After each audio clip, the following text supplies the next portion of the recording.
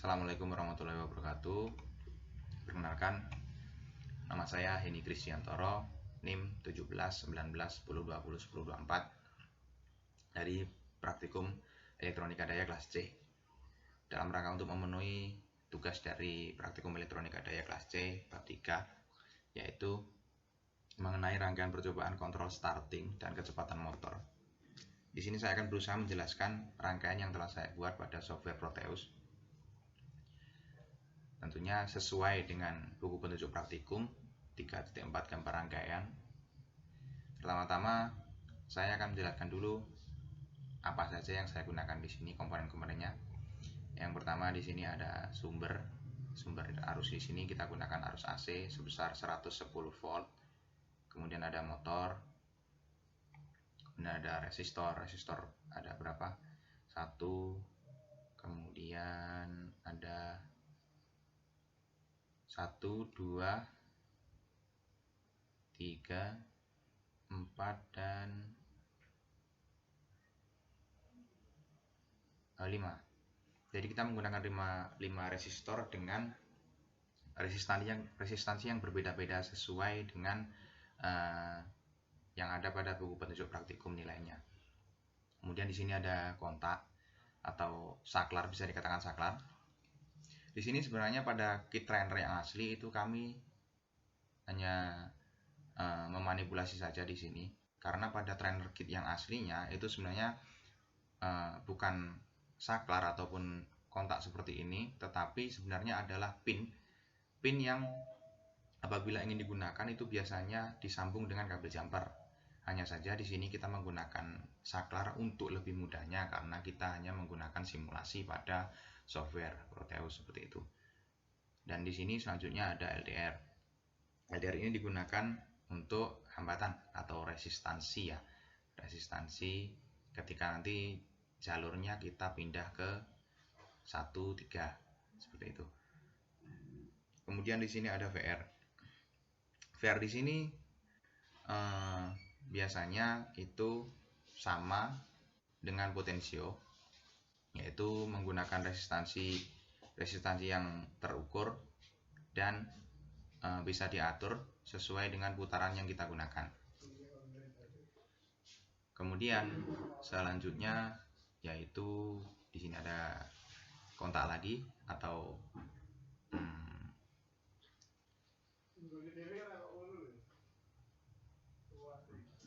switch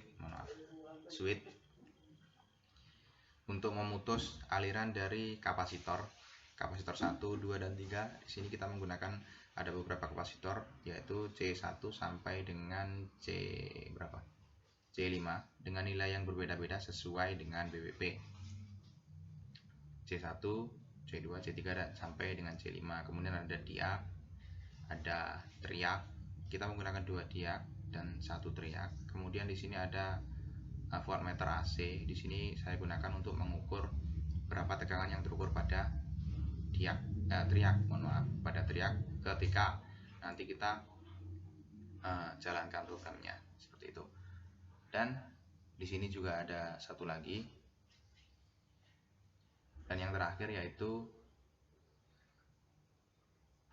ada osiloskop. Osiloskop ini saya gunakan untuk menampilkan sinyal atau gelombang yang dihasilkan dari setiap perbedaan jalur yang akan kita gunakan nanti. Selanjutnya yang pertama saya akan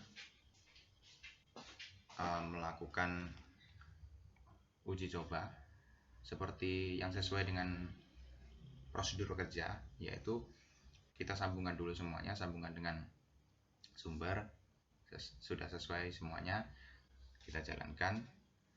Putar VR1, amati dan catat perubahan kecepatan motor dan lain sebagainya sampai dengan poin 1 sampai dengan poin 11. Tetapi saya di sini hanya menjelaskan secara ringkasnya saja. Jadi cara kerjanya itu seperti ini. Kita jalankan rangkaiannya, kemudian kita amati putaran motornya seperti apa. Kita sambungkan di sini pada pin 2, 4 dan yang pertama kita menggunakan kapasitor 1 dengan nilai 0,1 mikrofarad. Nah, dan di sini dalam keadaan close supaya tersambung.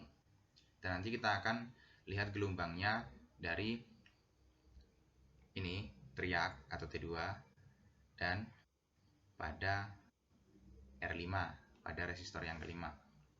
Kita lihat. Kita akan simulasikan yang pertama sesuai dengan data yang akan kita ambil nanti. Yang pertama dengan kecepatan rendah, yaitu kecepatan rendah itu kita atur dari sini. Nilai VR-nya kita kecilkan atau hampir tidak ada nanti ketika dijalankan ya. Atau bisa jadi motornya akan mati. Seperti itu. Kita jalankan. Nah, saya skip dulu. Nah, ketika kita jalankan, mana?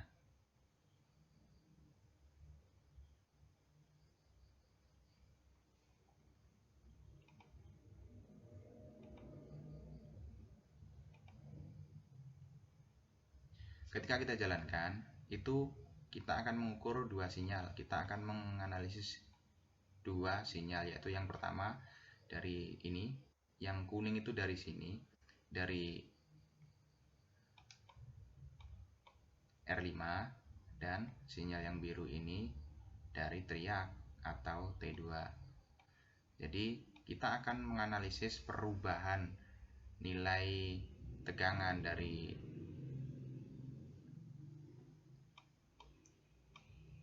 R5 dan T2 ketika dalam keadaan putaran rotor yang pertama rendah, sedang, dan tinggi.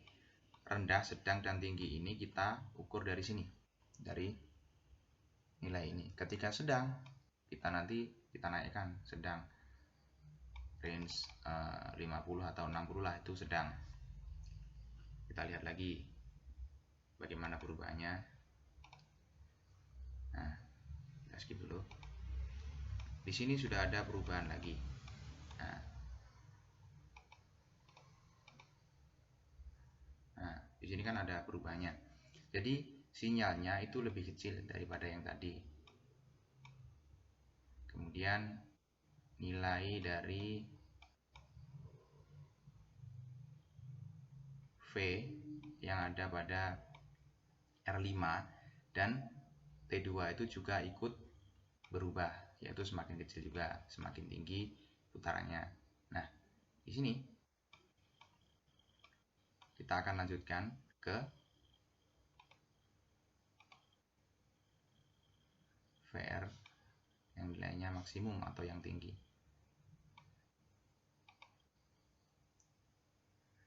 Nah, sinyalnya akan berubah lagi, akan semakin kecil. Nah, seperti ini. Dan yang pasti nilai V-nya akan berubah semakin kecil juga. Ini dia.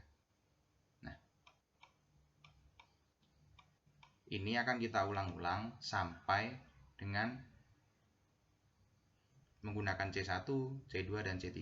Kita akan ulang-ulang seperti tadi dan kita akan analisis. Jadi kurang lebih praktikum kali ini seperti itu, dan dianalisis bagaimana putaran motor dari setiap perubahan yang akan dilakukan tadi, seperti itu.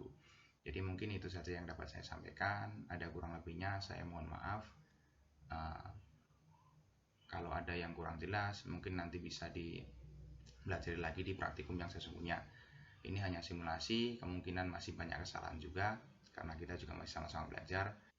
Terima kasih. Mohon maaf sekali lagi. Akhirnya, assalamualaikum warahmatullahi wabarakatuh.